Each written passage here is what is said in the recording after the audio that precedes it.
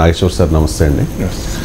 First time Revanth Reddy చాలా ఘాటుగా react అయ్యారు. ఈ మధ్యకాలంలో ఈ ప్రభుత్వం ఉంటుందా ఊడుతుందా 6 నెలల్లో ఏదో జరగబోతోంది అని చెప్పి పదే పదే బీఆర్ఎస్ ఎమ్మెల్యేలు కామెంట్ చేసిన తర్వాత నిన్న చాలా అగ్రెసివ్గా రియాక్ట్ అయ్యారు రేవంత్ రెడ్డి. ప్రభుత్వాన్ని ఎలా పడగొడతారు, ఇది ప్రజాప్రభుత్వం, పడగొట్టడానికి ఇది కాళేశ్వరం కాదు, ఎవడ్రా ప్రభుత్వాన్ని పడగొట్టేది, పండబెట్టి తొక్కుతామని చెప్పేసి. సో రేవంత్ రెడ్డి ఆవేదననో లేకపోతే అసహనాన్నో ఏ రకంగా ఆగ్రహాన్నో ఏ రకంగా అర్థం చేసుకోవాలి? అంటే ఏ రాజకీయ పార్టీ అయినా తమ ప్రభుత్వాన్ని పడగొడతా అంటే ఊరుకుంటుందా? సో సహజం కదా. ఎందుకంటే ప్రజలు 5 ఏళ్ల కోసం అధికారం ఇచ్చారు. 5 ఏళ్ల దాకా ప్రత్యర్థి లాగాల్సిందే.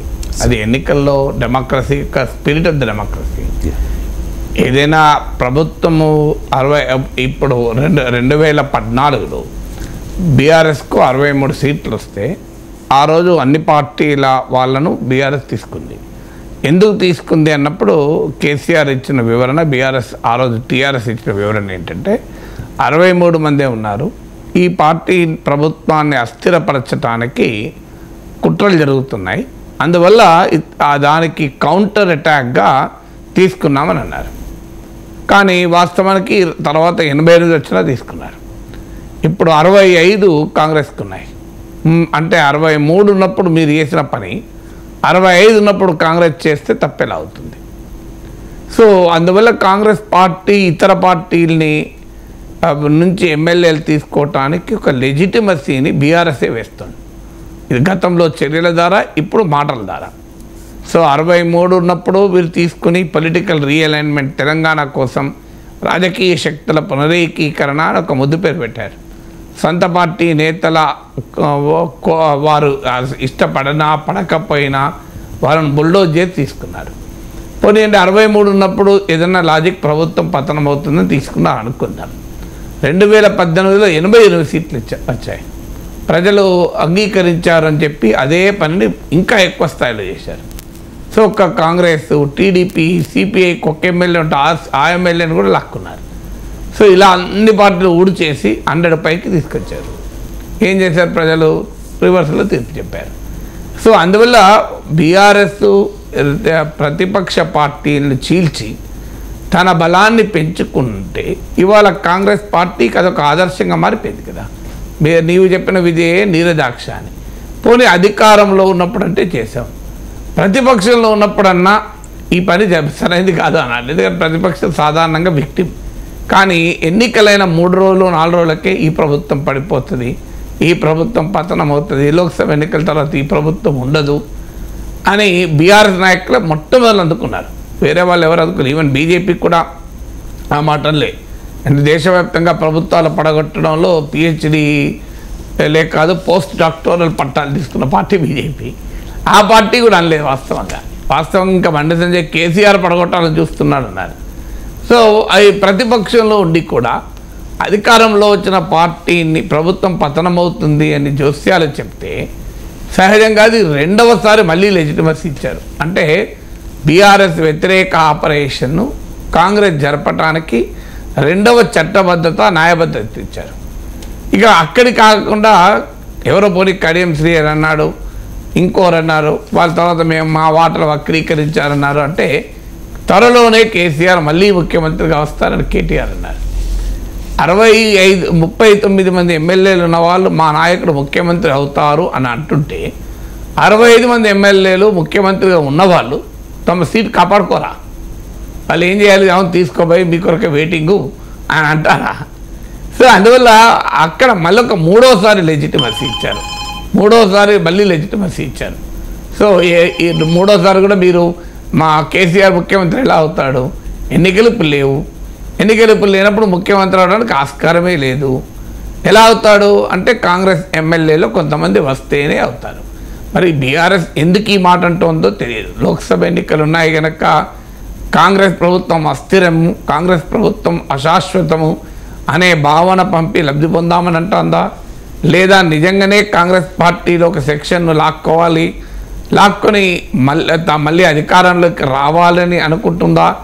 లేదా ఎక్కడ తమను అటాక్ చేస్తారో కాంగ్రెస్ అని ముందస్తుగానే జాగ్రత్త పడి మాట్లాడుతుందో తెలియదు. కానీ ఈ మాటలు అనడం ద్వారా భవిష్యత్తులో కాంగ్రెస్ చేయబోయే ఆపరేషన్ హక్కు ఒక రకమైన చట్టబద్ధత చట్టబద్ధత ఉన్నా లేకపోయినా ధర్మబద్ధతను అయితే తీసుకొస్తున్నారు. అందువల్ల ఇవాళ రేవంత్ రెడ్డి మా ఇంద్రవెల్లి సాక్షిగా ఈ ప్రభుత్వం ఎలా కూలిపోతుంది అనేది కాదు, చూస్తూ ఊరుకుంటారా అన్నారు. అంటే ప్రజలు ఊరుకుంటారా అన్నాడు. అది మా ఆదిలాబాదు ఈ ప్రాంతాల్లో మావోయిస్ట్ పార్టీ గతంలో పీపుల్స్ వారు ఉన్న సమయంలో ఎవరైనా ఉంటే ప్రజలు వారి సంగతి తేలుస్తారని పోస్టర్లు ఇచ్చేవాళ్ళు. అంటే మాకు సంబంధం లేదు, ప్రజలు తేలుస్తారు అని. సో అందువల్ల ప్రజలు తేల్చడం అనేది ఉండదు, తేల్చేది కాంగ్రెస్ పార్టీ తేల్చాలి. గతంలో ఒక ఇంటర్వ్యూలో కూడా రేవంత్ రెడ్డి ఒక మాట కూడా అన్నాడు, గేమ్ మేము మొదలు పెడితే అది ఎక్కడ దాకైనా పోతుంది అని. అందువల్ల ఒక రకమైన సెల్ఫ్ డిస్ట్రక్టివ్ స్ట్రాటజీ బీఆర్ఎస్ అనుసరిస్తుంది. బీఆర్ఎస్ చేయాల్సిన పని ఏంటంటే ఈ ప్రభుత్వం ఉంటుందా ఉండదా అన్నదాంతో సంబంధం లేదు.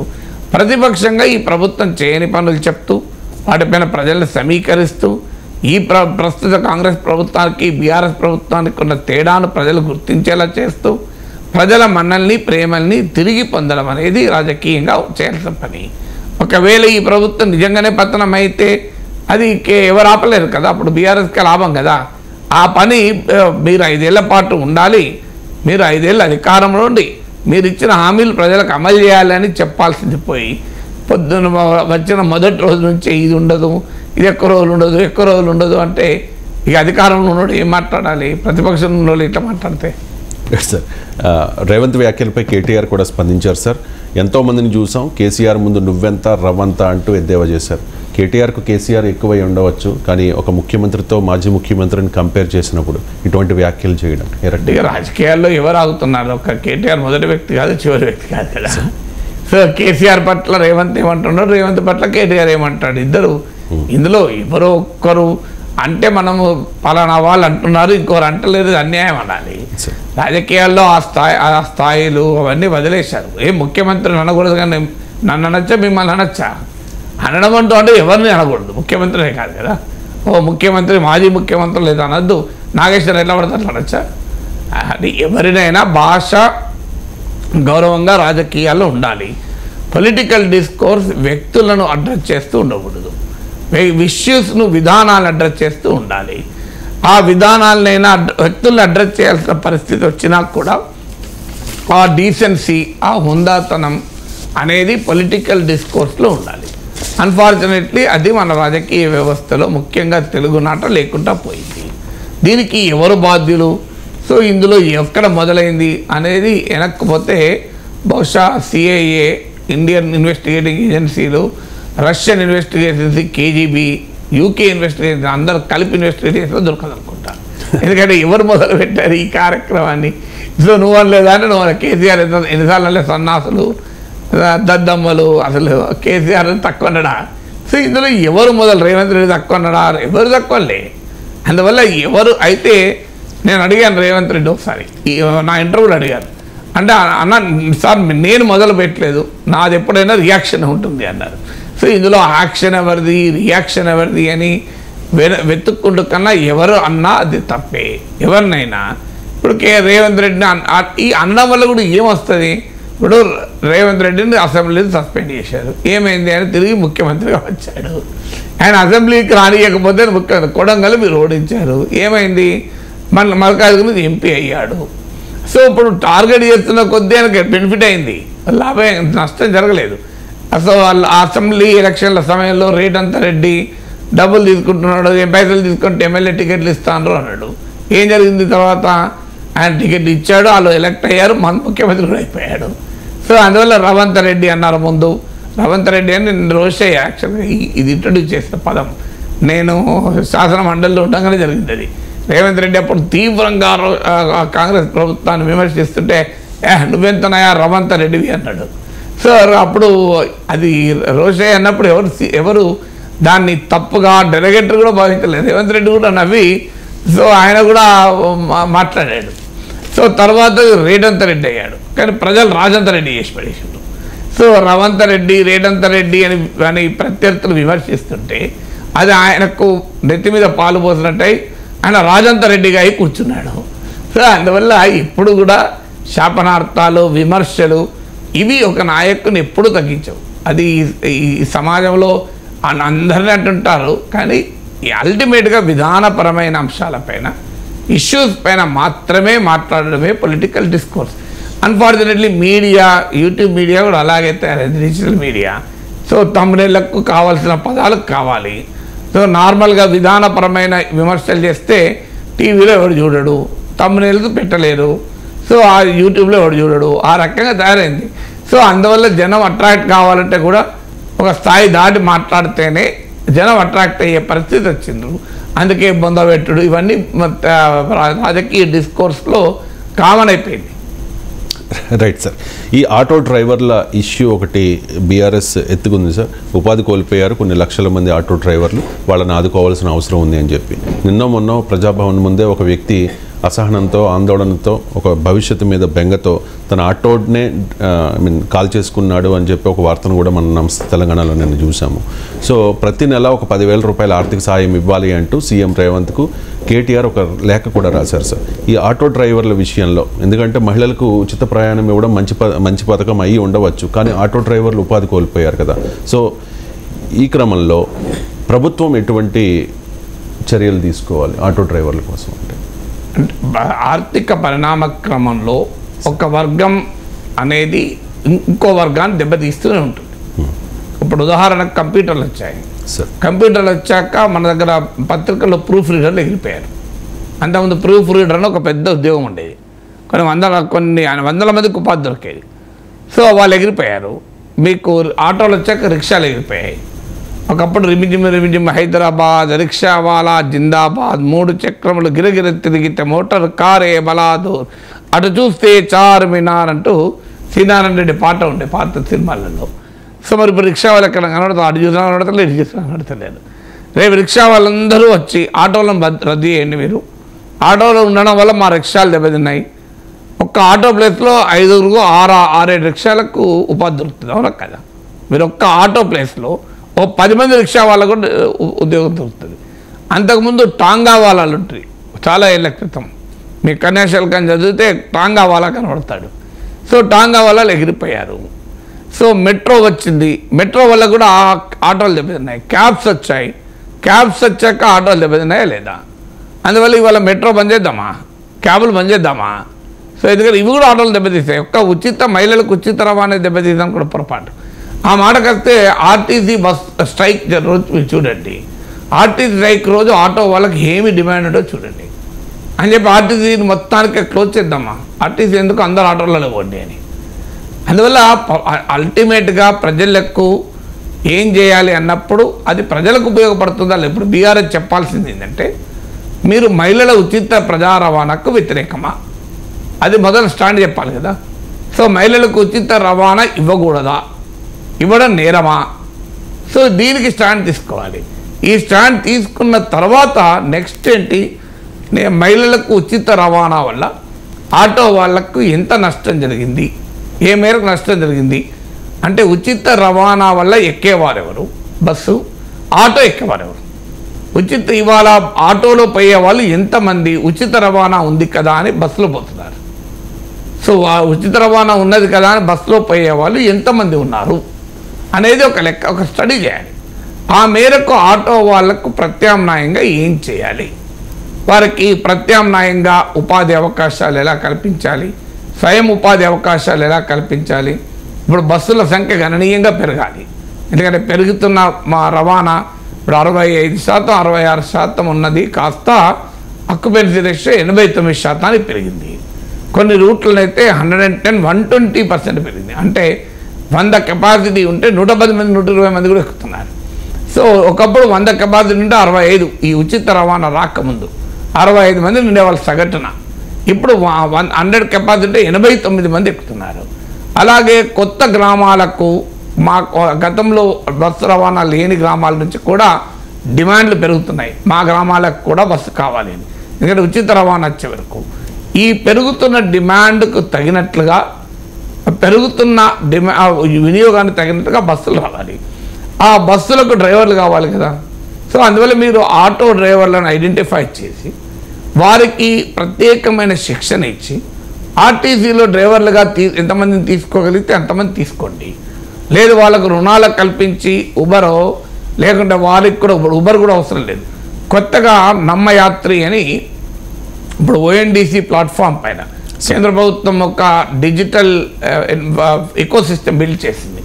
దానిపైన ఎవరైనా ఇలా యాప్లు తయారు చేసుకోవచ్చు. ఇప్పుడు తమిళనాడులో ఈ నమ్మయాత్రి చాలా పాపులర్ కూడా అయింది. అంటే ఈ ఉబరు ఓలా ఉండదు ఇక, అంటే ఒక రకమైన కోఆపరేటివ్ అగ్రిగేటర్ లాగా ఉంటుంది. అలా ఆటో వాళ్ళను అలాగే క్యాబ్ వాళ్ళందరినీ కూడా ఈ కోఆపరేటివ్ అగ్రిగేటర్లో చేర్చి వారికి మరింత మెరుగైన ఆదాయం వచ్చేలా చేయడము.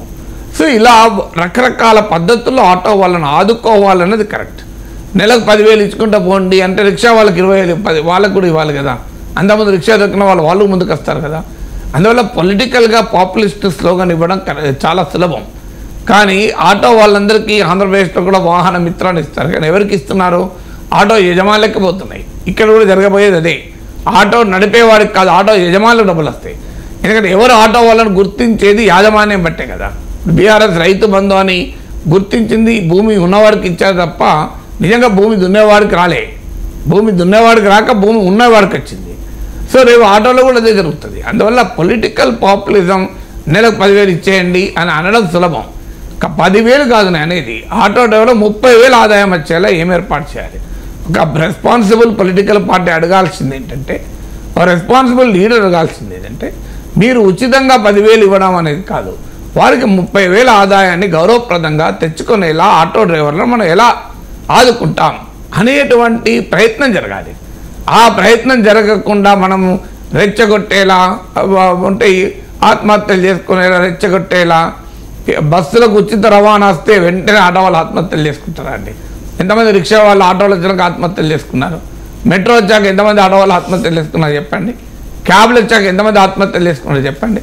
ఇప్పుడు మెట్రో వచ్చినాక, ఉబర్ క్యాబ్లు వచ్చినాక కోల్పోయిన ఉపాధి కన్నా ఆటో వాళ్ళు ఎక్కువ కోల్పోయారు ఇప్పుడు ఉపాధి. అందువల్ల మనం ఆటో వాళ్ళని ఆదుకోవాలనే దాంట్లో ఎలాంటి అనుమానము లేదు. ఖచ్చితంగా ఆదుకోవాలి. పేదవారు, వారికి ఆర్థికంగా వాళ్ళని ఆదుకోవాల్సిన అవసరం ఉంది. ఆదుకునే పద్ధతి ఎలా ఉండాలి అనేది నా పాయింట్. వాళ్ళని ఆల్టర్నేట్గా మనం ఏం చేయగలం? ఇవాళ ట్రాన్స్పోర్ట్ సిస్టంలో డ్రైవర్లకు డిమాండ్ చాలా ఎక్కువగా ఉంది, దొరుకుతలేదు. సో ఆ డిమాండ్కి తగ్గట్టుగా వాళ్ళ స్కిల్ డెవలప్ చేయడమా, వారికి ఇంకేదైనా ఇతర అంశాల్లో ఆసక్తి ఉంటే అందులో శిక్షణ ఇచ్చి వారికి ప్రత్యామ్నాయ ఎంప్లాయ్మెంట్ క్రియేట్ చేయడమా? సో ఈ రకమైన ఆలోచన చేయాలి తప్ప, మీరు ఇప్పుడు పెద్ద పెద్ద షాపింగ్ మాల్స్ ఓపెన్ చేశారు. షాపింగ్ మాల్స్ ఓపెన్ చేసినాక పక్కనున్న షాపులు మూతపడ్డాయి. మరి ఆ షాపులకు అన్యాయం జరగలేదా? ఇప్పుడు బీఆర్ఎస్ హయాంలో కూడా పెద్ద పెద్ద మాల్స్ ఓపెన్ అయినాయి కదా. మరి ఈవెన్ కేటీఆర్ వెళ్ళి ఇనాగ్రేట్ చేశాడు. ఒక్క మాల్ ఓపెన్ అయితే చుట్టుపక్కల దుకాణాలన్నీ అడ్రస్ లేకుండా పోతాయి. ఎందుకంటే ఆ చిన్న దుకాణాలకు డిమాండ్ ఉండదు. ఇప్పుడు డీమార్ట్లు వచ్చాక కిరాణా షాపులు ఎగిరిపోలేదా? మరి డీమార్ట్లను రద్దు చేద్దామా? డీమార్ట్లు వచ్చిన చోట ఎక్కడ నీకు కిరాణా షాపులు ఉండవు, సక్సెస్ కాలే, ఫెయిల్ అయినాయి. చాలా పెద్ద పెద్ద బట్టల షోరూమ్లు వచ్చాక వీధి చివరన ఉండే బట్టల దుకాణాలు ఎగిరిపోయినాయా లేవా? మరి ఆ డీమార్ట్లను రద్దు చేసేసి మొత్తం చిన్న కిరాణా షాపులే ఉండాలి అని కిరాణా ట్రేడర్స్ అంటున్నారు. అందువల్ల ఎప్పుడు కూడా ఈ పరిణామ క్రమంలో శిథిలమయ్యే వారిని ఆదుకోవాలనే దాంట్లో ఎవరికీ వినాభిప్రాయం లేదు. సో ఖచ్చితంగా ఆదుకోవాలి, కానీ ఆదుకునే పద్ధతి ఏదనేది అంశం. Right sir. ఓవైసీ ఒక కామెంట్ చేశారు సార్, మోదీని 17 కోట్ల మంది, అంటే ఈ దేశంలో ఉన్న 17 కోట్ల మంది ముస్లింలు విశ్వసించడం లేదు అని చెప్పేసి. కానీ ఓవైసీకి మోదీ మీద ఎక్కడో ఒక నమ్మకం, ఏంటో నమ్మకం సార్? మీరే అన్నారు కదా, నాకు అర్థం కాలేదు. ఏ ముస్లింలు కూడా మోదీని, బీజేపీని విశ్వసించడం లేదు అంటూ ఓవైసీ కామెంట్ చేశారు సార్. ఓవైసీ మీద ఇప్పటి వరకు ఒక్క కేసు కూడా లేదు. ఒకవేళ కేసు ఏదైనా ఉందో దాని మీద విచారణ కూడా లేదు అని చెప్పి గత డిబేట్స్లో మనం డిస్కస్ చేసాం. మీ క్వశ్చన్ ఏంటి నాకు అర్థం కావట్లేదు, ప్రశ్న ఏంటి అనేది. Right sir. మోదీ మీద ముస్లింలకు విశ్వాసం లేదా? ఓవైసీ మాటల్లో వాస్తవం ఎంత? అసలు ముస్లింల విశ్వాసం ఆధారంగా Modi గెలుస్తలేడు sir.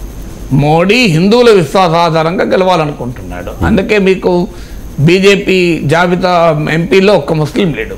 That is an indication కదా. అందువల్ల భారతీయ జనతా పార్టీ రాజకీయాలే మెజారిటీ ప్రజల విశ్వాసాలను ఆధారంగా చేసుకుని మెజారిటేరియన్ కన్సాలిడేషన్, అంటే 80% హిందువుల్లో సగం మంది ఓటేసినా మేము అధికారంలోకి వస్తామన్నది వాళ్ళు బహిరంగంగా చెప్తున్న అంశం కదా. అందువల్ల ముస్లింల విశ్వాసాన్ని ఆధారంగా ఆ ఎన్నికల్లో వెళ్ళాలి అనేది బీజేపీ విధానమే కాదు, మోడీ విధానమే కాదు. అందులో ఓవైసీ చెప్పేది ఏమున్నది? ఆయన ఓవైసీ లాంటి వాళ్ళు ఉండడం వల్లనే మోడీ లాంటి వాళ్ళు పెరుగుతున్నారు. ఓవైసీ లేకపోతే మోడీ పెరుగుతాడా? సో ఓవైసీ లేకపోతే రాజాసింగ్లు ఉంటారా? సో ఓవైసీ లాంటి వారు ముస్లింల విశ్వాసాలు పొందగలిగారా? 17 కోట్ల మంది ముస్లింల విశ్వాసం ఓవైసీకి ఉందా? అది మొదలు క్వశ్చన్ వేయాలి. 17 కోట్ల మంది ముస్లింలకు ఓవైసీ ఏమైనా ప్రతినిధా? అయితే నువ్వు ముస్లింల సంక్షేమానికి ఏం చేసావు? ఓవర్సీట్లో వెళ్ళి వారికి చదువు వస్తుందా? వారికి ఆరోగ్యం బాగుందా? వారికి ఉపాధి కల్పించబడుతుందా? సగటు ముస్లిం కుటుంబ ఆదాయాలు పెరుగుతున్నాయా? వారికి ఫార్మల్ ఎంప్లాయ్మెంట్లు ఎంతమంది ఉన్నారు? ఆ రోడ్లు సరిగా ఉన్నాయా? ఇళ్ళు సరిగా ఉన్నాయా? అసలు ఈ పాత బస్తీలు ఇవేవీ లేకుండా, అసలు మేము విద్యుత్ బిల్లు కూడా కట్టకుండా అదొక మాఫియా సామ్రాజ్యంలాగా నడుపుతాం అనే విధానంలో రాజకీయాలు చేసేవాళ్ళు మోడీని అడిగే హక్కు ఉంటుందా చెప్పండి? అందువల్ల మరి మోడీకి 17 కోట్ల మంది ప్రజల విశ్వాసం లేదు అని ఓవైసీ అంటే, మరి 123 కోట్ల మంది, అందులో పోనీ 120 కోట్ల మంది హిందువుల విశ్వాసం ఓవైసీకి ఉందా? అందువల్ల 123 కోట్ల మంది హిందువుల విశ్వాసం ఓవైసీకి లేదని రాజాసింగ్ అని, 17 కోట్ల మంది విశ్వాసం ముస్లింల విశ్వాసం మోడీకి లేదని ఈ పాలిటిక్సే దేశాన్ని విభజిస్తుంది. అయ్యా 140 కోట్ల మంది ప్రజల విశ్వాసం పొందాలని కోరుకోవాలి తప్ప హిందూ ముస్లిం డివైడ్కు బీజేపీ ఎంత ప్రయత్నం చేస్తుందో దానికి అంత సహకరిస్తున్నది, ఉపయోగపడుతున్నది ఓవైసీ. అందుకే ఈ రకమైన స్టేట్మెంట్లు ఇచ్చి ముస్లింలకు మోడీ వ్యతిరేకమని చెప్పడం ద్వారా హిందువులను మోడీ వైపు పంపించేటువంటి ఒక పెద్ద ప్రయత్నం ఓవైసీ చేస్తున్నాడు. అందువల్ల ఒకసారి ముస్లిం పోలరైజేషన్ జరిగితే హిందూ పోలరైజేషన్ ఆగుతుందా? కేవలం ముస్లిం మతవాదం ఆధారంగా 7 ఎమ్మెల్యేలు ఒక ఎంపీ సీటు ఓవైసీ తెచ్చుకుంటుంటే బీజేపీ హిందువుల ఓట్లతో సీట్లు తెచ్చుకోవడాన్ని ఎవడాపగలుగుతాడు? అందువల్ల ఈ పోలరైజేషన్ అనేది ఓవైసీ వ్యవహారం అంతా బీజేపీ పెరుగుదలకు ఉపయోగపడే వ్యవహారమే తప్ప బీజేపీని ఎదిరించేటువంటి రాజకీయమే కాదు. అంతకుముందు ప్రతిపక్షాలు అనుసరించిన ముస్లిం అపీజ్మెంట్ పాలిటిక్స్, ముస్లింలను ఒక ఓటు బ్యాంకులుగా చూసి వాళ్ళను బుజ్జగించి, నిజంగా పేద ముస్లింకి వచ్చిందేం లేదు, పోయిందేం లేదు, మధ్యతరగతి ముస్లింకి వచ్చిందేం లేదు, పేరు లేదు. ముస్లింల బుజ్జగింపు పేరిట కొంతమంది నాయకులను బుజ్జగించడం వల్లనే ఇవాళ బీజేపీ పెరగటానికి కారణమైంది. ముస్లిం అయినా హిందువు అయినా చట్టబద్ధ పాలనను గౌరవించాల్సింది, ముస్లిం అయినా హిందువు అయినా భారతీయుడే అనే భావన కల్పించగలిగితే బీజేపీ పాలిటిక్స్ ఇంత పెరగవు. అందువల్ల ఓవైసీ లాంటి వాళ్ళు ఈ ముస్లిం ఓట్ బ్యాంక్ పాలిటిక్స్ను పెంచి పరోక్షంగా బీజేపీ పెరుగుదలకు ఉపయోగపడుతున్నాడు. అందుకే ఓవైసీ పైన ఏ కేసులు ఉండవు కూడా. ఓవైసీ పైన ఒక్క కేసు ఉండకపోవడానికి కారణం ఆయన ప్రత్యక్షంగానో పరోక్షంగానో బీజేపీ పెరుగుదలకు ఉపయోగపడే రాజకీయాలు చేస్తున్నాడు కనుక ఆయన తస్మదీయుడు కాదు, ఒక రకంగా బీజేపీకి అస్మదీయులానే కనబడుతున్నాడు. అందుకే ఓవైసీ పైన ఇంతవరకు ఓవైసీ కానీ ఆయన తమ్ముని పైన అసదుద్దీన్పై కానీ అక్బరుద్దీన్ కానీ ఎమ్మెల్యేలపై కానీ ఎంఐఎంకు మద్దతుగా ఉండే వ్యాపారవేత్తలపై కానీ ఎక్కడ ఈడీ సిబిఐ ఐటీ పొరపాటున కూడా ఒక్క కేసు ఉండదు. సో అది క్లియర్గా కనబడుతుంది కదా. ఎందుకు మరి ఓవైసీ లాంటి వాళ్ళు ఉంటేనే కదా బీజేపీ ఉపయోగపడేది. అదే అడిగాను సార్, ముస్లింలకు నమ్మకం లేకపోవచ్చేమో కానీ ఓవైసీకి నమ్మకం ఉంది అని చెప్పి అడిగాను.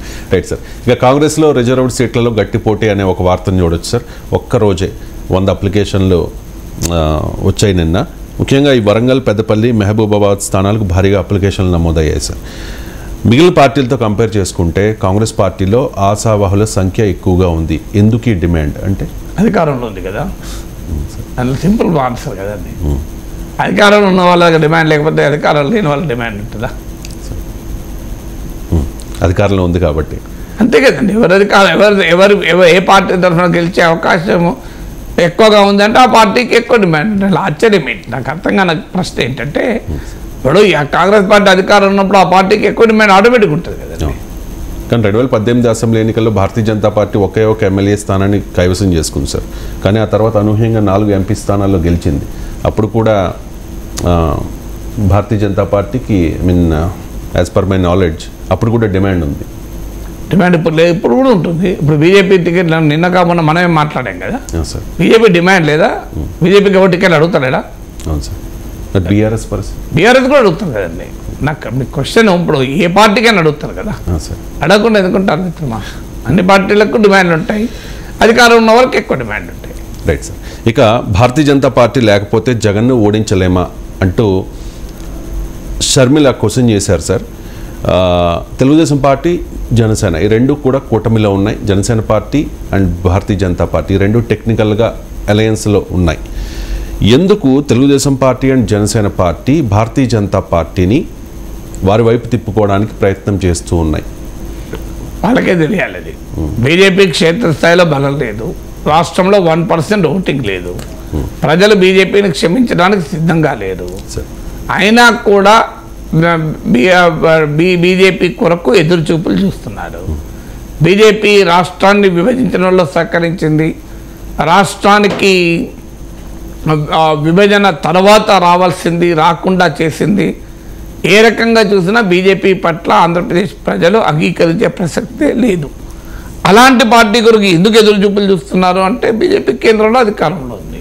బీజేపీ వల్ల అడిషనల్గా ఓట్లు వస్తాయని కావు, ఇంకేమైనా ఉంటే వచ్చే ఓట్లు పోతాయి. ఈవెన్ టీడీపీ శ్రేణులు ఎవరైనా అడగని ఇదే చెప్తారు. మీరు టీడీపీ నాయకులు శ్రేణులు ఓపెన్గానే బీజేపీ వద్దు అంటున్నారు.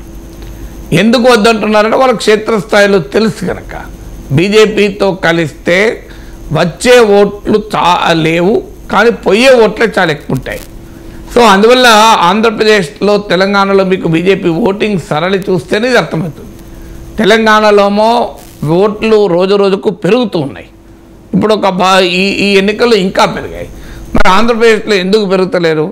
అక్కడ బీజేపీని, కాంగ్రెస్ను ప్రజలు క్షమించే పరిస్థితులు ఇప్పటివరకు లేరు. సో అందులో బీజేపీ ఏమో డబుల్ అటాక్. కాంగ్రెస్ అన్న విభజించిందన్న కోపమే, బీజేపీ పైన విభజించినందుకు కోపముతో పాటు ప్రత్యేక హోదా ఇవ్వలేదు, విభజన హామీలు అమలు చేయలేదు, అలాగే విశాఖ స్టీల్ ప్లాంట్ లాంటి అమ్మకానికి పెట్టారు. సో అందువల్ల ఆంధ్రప్రదేశ్ ప్రజల్లో బీజేపీ పట్ల తీవ్ర వ్యతిరేకత ఉంది. ఉంది అనడానికి ప్రూఫ్ ఏంటంటే ఆ పార్టీకి 1% కూడా ఓట్లు వస్తుంది, 100 కన్నా తక్కువ ఓట్లు వచ్చాయి. ఈవెన్ ఇప్పుడు ఇతర రాష్ట్రాల్లో మీరు చూసుకుంటే అసెంబ్లీ ఎన్నికల్లో బీజేపీకి ఓట్లు రాకపోయినా లోక్సభ ఎన్నికల్లో బీజేపీకి ఓట్లు వస్తాయి. సో పక్కన ఒరిస్సా ఉంది, ఒరిస్సాలో అసెంబ్లీ ఎన్నికల్లో బీజేపీ కంపారిటివ్లీ ఓట్లు సీట్లు తక్కువ, కానీ లోక్సభ ఎన్నికల్లో 8 సీట్లేమో గెలుచుకున్నారు. అంటే బిజు జనతా దళ్ను ఓడించి చాలా చోట్ల గెలవగలిగారు. పక్కన ఒరిస్సాలో అసెంబ్లీ ఎన్నికలు, లోక్సభ ఎన్నికలు ఒకేసారి జరిగాయి కూడా. కర్ణాటక 2018లో అసెంబ్లీ ఎన్నికల్లో ఓడిపోయారు, అధికారం రాలేదు, సింగిల్ లార్జెస్ట్ పార్టీ అయ్యారు. 2019లో 28 సీట్లు, 25 సీట్లు గెలిచారు. మధ్యప్రదేశ్, రాజస్థాన్, ఛత్తీస్గఢ్ ఈ 3 రాష్ట్రాల్లో అసెంబ్లీ ఎన్నికల్లో ఓడిపోయారు. కానీ లోక్సభ ఎన్నికలకు వచ్చే వరకు మళ్ళీ బ్రహ్మాండంగా దాదాపు అన్ని సీట్లు గెలుచుకున్నారు. ఢిల్లీ అసెంబ్లీ ఎన్నికల్లో ఓడిపోయారు, కానీ లోక్సభ ఎన్నికల్లో గెలిచారు, స్వీప్ చేశారు. ఇన్ని ఉదాహరణలు ఉన్నాయి మనకు. కానీ ఆంధ్రప్రదేశ్కి వచ్చే వరకు అసెంబ్లీ ఎన్నికల్లో అదే ఓటింగు, లోక్సభ ఎన్నికల్లో అదే ఓటింగ్. సాధారణంగా మోడీ ప్రభావము, హిందుత్వ ప్రభావంతో ఓట్లు రావాలి. సో జాతీయ ఎన్నికలు కనుక జాతీయ పార్టీలకు అదనపు అడ్వాంటేజ్ ఉంటుంది, నేషనల్ పొలిటికల్ మూడ్ ఉంటుంది. అయినా కూడా బీజేపీకి లోక్సభ ఎన్నికల్లో కూడా ఏపీలో ఓట్లు వస్తలేరు. మరి అయినా కూడా బీజేపీతో ఎందుకు కలుస్తున్నారంటే కారణం కేంద్రంలో బీజేపీ ఉంది. బీజేపీ అండ ఉంటే జగన్మోహన్ రెడ్డి ఎదుర్కోవచ్చని ఏదో ఆశ, హేమంత్ సోరెన్ను పంపినట్టు జగన్ను పంపకపోతుందా బీజేపీ ప్రభుత్వం అని 10 ఏళ్ళుగా సుదీర్ఘకాలం ఆశపడుతూనే ఉన్నారు. బీజేపీ అందుకు సిద్ధంగా లేదు. తెలుగుదేశం విషయంలో ఇంకో ఆశ్చర్యం ఏంటంటే టీడీపీ వాళ్ళు మీరు ఎవరిని కదిలించినా చెప్తారు, వైసీపీకి జగన్కు పెద్ద అండ మోడీయే. మోడీ మద్దతు లేకుంటే ఆయన సిబిఐ ఈడీ కేసులో 10 ఏళ్ళుగా బెయిల్ ఏ పురోగతి లేకుండా ఉండదు, ఇన్నేళ్ళు బెయిల్ మీద ఉండడు, అప్పులు ఇన్ని రకాలుగా చెయ్యడు, అమరావతిని ఈ రకంగా చెయ్యడు, చంద్రబాబు నాయుడు అరెస్ట్ చేసే ధైర్యం చేయడు. ఇవన్నీ సగటు టీడీపీ నాయకుడు, కార్యకర్త అంటున్నమాట. అయినా చంద్రబాబు నాయుడు బీజేపీతో పోవాల్సిందే అంటున్నాడు. ఎందుకంటున్నాడంటే బీజేపీకి దేశంలో అధికారంలో ఉంది, అందువల్ల కేంద్రంలో అధికారంలో ఉన్న పార్టీ అండతో జగన్ ఎదుర్కోవాలని, ఆంధ్రప్రదేశ్ ప్రజల అండతో జగన్ ఎదుర్కోవాలన్నది మర్చిపోయి భారతీయ జనతా పార్టీ అండతో జగన్ ఎదుర్కోవాలనుకుంటే జరగబోయే పరిణామాలు ఎలా ఉంటాయో 2019లో చూశాం కదా. Right sir. ఏపీకి హోదా రావాలి అంటూ దీక్ష చేసిన షర్మిల మరో కామెంట్ చేశారు సార్. అండ్ ఇక్కడ తెలుగుదేశం పార్టీ అండ్ వైసీపీ రెండు పార్టీలను కూడా కామెంట్ చేశారు. ఆంధ్రుల్ని పురుగులా చూస్తూ ఉన్నారు మోదీ, అయినా కూడా ఏపీలో భారతీయ జనతా పార్టీ రాజ్యమే నడుస్తుందని కామెంట్ చేశారు షర్మిల. 25 మంది ఎంపీలు ఉన్నారు. మీరు గతంలో చెప్పినట్టుగా చాలా సందర్భాల్లో చెప్పినట్టుగా నాగేశ్వర్ సార్, ఏ బిల్లు వచ్చినా కూడా ఇద్దరు కూడా పోటాపోటీగా మేము ముందు ఉంటామంటే మేము ముందు ఉంటామని చెప్పి వాళ్ళకి సపోర్ట్ చేస్తున్న పరిస్థితి. సో ఈ పరిస్థితిని ఏ రకంగా మీ ప్రశ్న ఏంటి అనేది అంటే షర్మిల టీడీపీ అండ్ నేను చెప్పింది కూడా అదే కదా. అదే సార్, ఇద్దరిని క్వశ్చన్ చేస్తూ ఉన్నారు. అది ఇద్దరిని చేయాల్సిందే కదా. ఆమె ఇప్పుడు కాంగ్రెస్ పార్టీగా సెపరేట్గా ఎన్నికలకు వెళ్తున్నప్పుడు ఆమె వైసీపీని టీడీపీని ఇద్దరిని క్వశ్చన్ చేయాలి. ఒక్కరిని ఎట్లా క్వశ్చన్ చేస్తారు? ఇద్దరిని క్వశ్చన్ చేయకపోతే మళ్ళీ చంద్రబాబు నాయుడు స్క్రిప్ట్ చదువుతున్నారని అన్నదా? అందువల్ల రియాలిటీ అదే. బీజేపీకి వైసీపీ టీడీపీ జనసేన 3 సపోర్టే. అందువల్ల ఈ కాంగ్రెస్ పార్టీ తన పొలిటికల్ నెరేటివ్ అక్కడే బిల్డ్ చేసుకుంటుంది. అంటే బీజేపీ వ్యతిరేక పొలిటికల్ స్పేస్లో ఇప్పటి వరకు ఆంధ్రప్రదేశ్లో ఎవరూ లేరు. అందువల్ల ఆ పొలిటికల్ స్పేస్లో కాంగ్రెస్ ఎంటర్ కావాలని ప్రయత్నం చేస్తుంది. ఎందుకంటే ఒక రాజకీయ పార్టీ ఎప్పుడు కూడా ఒక పొలిటికల్ నరేటివ్ ఉండాలి, ఒక పొలిటికల్ స్పేస్ను పట్టుకోగలగాలి. ఆ పొలిటికల్ నరేటివ్ ఉంటే పొలిటికల్ స్పేస్ను పట్టుకోగలుగుతారు. అందువల్ల ఇవాళ ఆంధ్రప్రదేశ్లో వైసీపీ టీడీపీ మధ్య పోలరైజ్ అయి ఉన్న రాజకీయ వాతావరణంలో 3వ పార్టీకి స్కోప్ ఎక్కడ అనే ప్రశ్న వస్తుంది. ఇదివరకు జనసేన పరిస్థితి కూడా మనం అదే 2019లో చూసాము. అందుకే జనసేన టీడీపీతో కలిసింది. ఇప్పుడు కాంగ్రెస్ టీడీపీతో కలవాలంటే టీడీపీ బీజేపీ వైపు చూస్తుంది. మరీ ముఖ్యంగా ఒక్కసారి టీడీపీతో కలిశాక రాజశేఖర రెడ్డి అభిమాన ఓటర్లకు టార్గెట్ చేస్తున్న షర్మిలకు ఆ ఓట్లు వస్తాయా అన్న క్వశ్చన్ మార్క్ కూడా ఎదురవుతుంది. అందువల్ల కాంగ్రెస్ పార్టీ అటు వైసీపీకి టీడీపీకి సంబంధం లేని ఒక రాజకీయ స్పేస్ కొరకు ప్రయత్నం చేస్తుంది. ఆ స్పేస్ చాలా చాలా పరిమితంగా ఉంది ఆంధ్రప్రదేశ్లో. ఆ స్పేస్ను విస్తరించుకోవాలి అంటే ఆమెకున్న ఒక ఎత్తుగడ ఆయుధం ఏంటి అంటే బీజేపీ పట్ల వైసీపీ టీడీపీలో ఉన్న సానుకూలత. ఈ 2 పార్టీలు కూడా బీజేపీని సమర్థిస్తున్న సమయంలో ఆ కాంగ్రెస్ పార్టీకి ఒక స్కోప్ ఉంటుంది. ఎందుకంటే బీజేపీ పట్ల ఆంధ్రప్రదేశ్ ప్రజల్లో వ్యతిరేకత ఉంది. బీజేపీనేమో ప్రధాన పార్టీలు ఏవి అనడం లేదు. అందువల్ల ఇక్కడ షర్మిల నాయకత్వంలో కాంగ్రెస్ పార్టీ యాంటీ బీజేపీ రెటోరిక్ను స్ట్రాంగ్ చేయడం ద్వారా వైసీపీ టీడీపీలు ఇరకాటంలో పెట్టవచ్చిన ఎత్తుగడ. అందుకే ఆమె ఢిల్లీకి వెళ్ళిన సమయంలో కూడా జాతీయ స్థాయిలో బీజేపీ వ్యతిరేకంగా భూమిక పోషిస్తున్న నాయకులు శరద్ పవార్, సీతారాం యెచూరి వీళ్ళని కూడా కలిశారు. సో అందువల్ల ఆంధ్రప్రదేశ్లో యాంటీ బీజేపీ పాలిటిక్స్ను గట్టిగా వినిపించడం ద్వారా వైసీపీ టీడీపీ వారిని ఎక్స్పోజ్ చేయొచ్చు. ఎందుకంటే వారికి అక్కడ ఆన్సర్ లేదు. ఎందుకంటే ఇటీవల బడ్జెట్ మీద చూసినా మీరు తెలుగుదేశం వాళ్ళు కూడా బడ్జెట్ పొగిడారు. బీజేపీ కలుస్తుందో కలవదో తెలియదు, కానీ ఈలోగానైతే బడ్జెట్ అయితే పొగిడేశారు. జనసేన ఎలాగూ ఇంకా ఎన్డీఏలోనే ఉన్నది అంటున్నారు. సో అందువల్ల కాంగ్రెస్ పార్టీ తన పొలిటికల్ యాంటీ బీజేపీ పొలిటికల్ స్పేస్కు ఇవాళ సోల్ రిప్రజెంటేటివ్గా కమ్యూనిస్టులు ఉన్నా కూడా వాళ్ళ స్థాయి వాళ్ళ బలం తక్కువ. అందువల్ల ఒక యాంటీ బీజేపీ పొలిటికల్ స్పేస్ ఆంధ్రప్రదేశ్లో ఎక్స్పాండ్ చేయడం ద్వారా మాత్రమే కాంగ్రెస్ రివైవల్ స్కోప్ ఉంటుంది. లేకపోతే వైసీపీ టీడీపీ మధ్య ఉన్న అక్యూట్ పోలరైజేషన్ అందుకు అనుమతించదు. ఆంధ్రప్రదేశ్లో అసెంబ్లీ ఎన్నికలు లోక్సభ ఎన్నికలు కలిసి వస్తున్నాయి కనుక ఆ పొలిటికల్ స్పేస్ పెంచుకోవటానికి కూడా స్కోప్ ఉంటుంది. ఎందుకంటే జాతీయ ఎన్నికలు మోడీని మళ్ళీ ప్రధాని చేయాలా వద్దా అనే అంశం కనుక. అందువల్ల కనీసం లోక్సభ ఎన్నికల స్థాయికి ఓటింగ్ పెంచుకోగలిగితే భవిష్యత్ రివైవల్కు ఉపయోగపడుతుంది. అందువల్ల వ్యూహాత్మకంగానే యాంటీ బీజేపీ పొలిటికల్ స్పేస్ పైన యాంటీ బీజేపీ పొలిటికల్ నరేటివ్ పైన షర్మిల ఆధారపడుతుంది. Right sir. YSR Congress party తన 6th లిస్ట్ని కూడా విడుదల చేసింది సార్. అంటే రాజ్యసభ ఎన్నికలు ఉన్నాయి కాబట్టి ఇప్పట్లో రిలీజ్ చేయకపోవచ్చు, అసంతృప్తులు ఉంటే ఎగెనిస్ట్గా ఓటేసే అవకాశం ఉంది కదా అని చెప్పి చాలామంది కామెంట్ చేసిన పరిస్థితి. కానీ 6th లిస్ట్ వచ్చిన తర్వాత చిన్న చిన్న షఫ్లింగ్స్ అక్కడ మనం గమనించవచ్చు సార్. జాబితా రివర్స్ అయింది, మార్చిన వాటిలో మళ్ళీ మారుస్తూ ఉన్నారు అంటూ ప్రతిపక్షాలు ఎద్దేవా చేస్తూ ఉన్నాయి. ఎందుకు ఈ మార్పు అంటే వైసీపీ అభ్యర్థులు ఎవరిని పెట్టాలని ప్రతిపక్షాలు నిర్ణయిస్తాయండి. ఇప్పుడు నామినేషన్ వరకు కూడా మార్చుకోవచ్చు సార్. తెలంగాణలో కాంగ్రెస్ పార్టీ అభ్యర్థులు మార్చలేదా? బీఫామ్ ఇచ్చిన తర్వాత కూడా బీఓ ఇచ్చిన తర్వాత కూడా మార్చారు. తులా ఉమా విషయంలో అదే జరిగింది. తర్వాత తులా ఉమా విషయంలో బీజేపీలో జరిగింది, కాంగ్రెస్లో కాదు. ఆమె బీజేపీ నాయకురాలు ఆమె. సో అలాగే మీకు అక్కడ వేములవాడలో విద్యాసాగర్ కొడుకు ఇస్తే ఈటల రాజేందర్ ఫాలోవర్ అయిన తులా ఉమా బీజేపీకి రాజీనామా చేసి బీఆర్ఎస్లో చేరాడు. ఎందుకు పటాన్చేరు అనుకుంటున్నా గుర్తు. అక్కడ అలాగే చివరి నిమిషంలో మార్పు జరిగింది. ఇలా బీఫార్మ్ ఇచ్చిన తర్వాత కూడా మార్పు జరుగుతుంది. ఇప్పుడు ఏ ఫార్ములు లేని టైంలో వాళ్ళు మార్చుకుంటే వచ్చే నష్టం ఏంటి? ప్రతిపక్షాలు అంటే టీడీపీ జనసేన ఆలోచించాల్సిన మొదలు వాళ్ళ అభ్యర్థులు ఎవరు, వాళ్ళ అభ్యర్థులు ఎవరైనా ప్రకటించారు ఇంతవరకు? ఎన్ని సీట్లలో ప్రకటించారు? పోనీ టీడీపీ జనసేన ఎన్ని సీట్లలో పోటీ చేస్తుందో ప్రకటించారా? లేదు సార్. టీడీపీ జనసేనతో బీజేపీ కలుస్తుందా లేదా ప్రకటించారా? No clarity. టీడీపీ జనసేన అభ్యర్థులు ఎవరినో ప్రకటించారా? ఏదో 2-3 టీడీపీ బీజేపీ జనసేన పోటీ ఎన్ని నియోజకవర్గాల్లో పోటీ చేస్తో చెప్పారా? కనీసం సీట్లన్నా, ఏ సీట్లన్నా? ఏం మొన్న 2 కదా, మండపేట, అరకు, రాజోలు, రాజానగరం, 171 సీట్లు ఇంతవరకు ప్రకటించలే కదా. మరి వైసీపీ అభ్యర్థుల గురించి మాట్లాడితే జనం ఎట్లా యాక్సెప్ట్ చేస్తారండి? ఇవే సెల్ఫ్ గోల్ అంటారు. ఇప్పుడు వైసీపీ వారిని ఎవరు టికెట్లు పెడుతున్నారని రోజు చర్చ పెడితే ఈ ప్రశ్నలు రాకుండా పోతాయని ప్రజల్లో. సో పెద్ద పెద్ద రాజకీయ పండితులు కూడా ఇలా సెల్ఫ్ గోల్ చేసుకుంటుంటారు. సో వచ్చే అవకాశాలు కూడా వదులుకుంటారు. ఇప్పుడు వీళ్ళు ఫోకస్ చేయాల్సింది వైసీపీ అభ్యర్థుల పైన కాదు, టీడీపీ జనసేన మధ్య ఏకాభిప్రాయం పైన ఫోకస్ చేయాలి.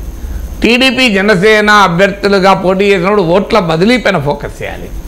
టీడీపీ జనసేన మధ్య సీట్ల పంపిణీ జరిగినప్పుడు తిరుగుబాట్లు లేకుండా చేయాలి. ఇప్పుడు స్టార్ట్ అయితే చూడండి మీరు, టీడీపీ జనసేన ఏ సీట్లకు ఎవరు పోటీ చేస్తారన్న తర్వాత జక్కంపేటలు ఎన్ని వస్తాయో చూడాలి. సో జక్కంపేటలు రాకుండా ఉండేందుకు, పిఠాపురంలో రాకుండా ఉండేందుకు జాగ్రత్త పడాలి. సో మొదలు ఆ జక్కంపేటలు పిఠాపురంలో రాకుండా ఉండేందుకు, మండపేటలు రాకుండా ఉండేందుకు జాగ్రత్త పడాలి కదా. అది వదిలేసి వైసీపీ వాళ్ళు మార్చుకున్న వాళ్ళు తెలివిగా చేస్తున్న పనదే. వీళ్ళు ఎంత టీడీపీ జనసేన ఆశయం ఉండే అంటే వైసీపీ వాళ్ళు ఆ సిట్టింగ్ ఎమ్మెల్యేలకే మళ్ళీ టికెట్లు ఇస్తే బాగుండు అని. సో ఇక్కడ తెలంగాణలో అదే జరిగింది. రేవంత్ రెడ్డి దమ్ముంటే కేసీఆర్ను సిట్టింగ్లకే సీట్లు ఇవ్వమండి అన్నాడు. ఆ ట్రాప్లో కేసీఆర్ పడ్డాడో మరి లేదా కేసీఆర్ సిట్టింగ్లకు ఇవ్వాలనుకున్నాడో ఇచ్చాడు, జరిగిందేమో చూసాము. అక్కడ కూడా టీడీపీ జనసేన ఆశించింది ఏంటంటే వైసీపీ వాళ్ళు సిట్టింగ్లకే టికెట్లు ఇస్తారు, ఇస్తే వాళ్ళపైన ఉన్న భారీ వ్యతిరేకత వల్ల తాము అధికారంలోకి రావచ్చు అని అనుకున్నారు. అక్కడ డామిట్ కథ అడ్డం తిరిగి వైసీపీ జాగ్రత్త పడ్డది. ఇప్పుడు 151 సీట్లలో 50 మందిని మార్చినా ఆశ్చర్యపడాల్సింది ఏమీ లేదు. సో ఈ మార్చడం వల్ల ఆ వ్యతిరేకత పోతుంది అని వాళ్ళు అంచనాలో ఉన్నారు. పోదా మనకు ఎన్నికలు రుజువు చేయాలి. కానీ ఎలాగో ఓడిపోతాం అనుకున్న వాళ్ళకైతే సీట్లు మార్చి ప్రయత్నం చేస్తున్నారు. ఇప్పుడు ఎవరైనా ఏం చేస్తారు, ఆలోపతిలో ట్రీట్మెంట్ తీసుకుంటారు, లాస్ట్ వరకు ఆ ట్రీట్మెంట్ ఏం కాలేదు, ఇక ఏం జరగదు అని డాక్టర్ అన్న తర్వాత ఏ చెట్టు మందో కూడా ట్రై చేస్తారు. చెట్టు మంది మీద నమ్మకం లేకపోయినా కూడా ఏమో ఏ పుట్టలో ఏ పాముందో అని. సో రాజకీయాలు కూడా అంతే కదా. ఇప్పుడు పలానా అభ్యర్థి పట్ల వైసీపీలో ప్రజల్లో తీవ్ర వ్యతిరేకత ఉంది, ఎలాగూ ఓడిపోతారు మళ్ళీ ఇస్తే, కనీసం మారిస్తే ఏమైనా అవకాశం ఉంటుందో అని ఒక ప్రయత్నం చేస్తారు. సో ఆ ప్రయత్నం చేస్తున్న క్రమంలో వాళ్ళు ఏం చేస్తున్నారంటే ముందు సర్వేలు చేయించారు. 170 సీట్లలో సర్వేలు చేయించి ఎక్కడెక్కడ సిట్టింగ్ ఎమ్మెల్యేల పైన ఏ స్థాయిలో వ్యతిరేకత ఉందో ఐడెంటిఫై చేశారు. ఐడెంటిఫై చేసిన తర్వాత వాళ్ళందరినీ మార్చడం మొదలుపెట్టారు. మార్చి కొత్త సమన్వయకర్తల్ని అనౌన్స్ చేశారు. అనౌన్స్ చేసి మళ్ళీ 2వ సర్వే మొదలుపెట్టారు. వీళ్ళు చాలా తెలియక మాట్లాడుతున్నారు. ఆ 2వ సర్వే మొదలుపెట్టి ఈ మార్చిన తర్వాత రాజకీయ పరిస్థితి ఎట్లుంది అంటే, మార్చిన తర్వాత కొత్తగా వచ్చిన అభ్యర్థి పట్ల ఎట్లుంది, అంతకుముందు వదిలేసిన డ్రాప్ చేసిన అభ్యర్థి పైన ఎట్లుంది, ఈ ఇద్దరు కాక మౌలవ వ్యక్తి పైన ఏమైనా అనుకూలతుందా అని మళ్ళీ మొదలుపెట్టారు. ఆ 2వ సర్వేలో భాగంగా ఎక్కడైనా ఇంకో అభ్యర్థిని మార్చడం తప్పు నిర్ణయం అని అనుకున్న తర్వాత మళ్ళీ అడ్జస్ట్మెంట్ చేస్తున్నారు. నా అంచనా ఇప్పుడు కాదు, మళ్ళీ మూడోసారి కూడా చేస్తారు. చేసి అప్పటికి కూడా కొంతమంది అభ్యర్థులు మార్చే అవకాశం ఉంటుంది. ఇప్పుడు అలా మారుస్తూ ఎన్నికలకు వచ్చేవరకు బీ ఫారంలు ఇచ్చినప్పుడే ఫైనల్. బీ ఫామ్ ఇచ్చిన తర్వాత కూడా మార్చచ్చు. రైట్ సార్, చాలా వ్యూహాత్మకంగా వెళ్తూ ఉంది వైసీపీ. ఇక్కడ మార్చిన చోట మళ్ళీ మారుస్తూ ఉన్నారు. వాళ్ళకి క్లారిటీ లేదు, అసంతృప్తి పెరుగుతోంది, గందరగోళం అయిపోతుందని చెప్పి ప్రతిపక్షాలు ఎద్దేవా చేస్తూ ఉన్నాయి. ఈనాడు ఈ వార్తను ముఖ్యంగా ప్రచురించింది సార్ ప్రముఖంగా.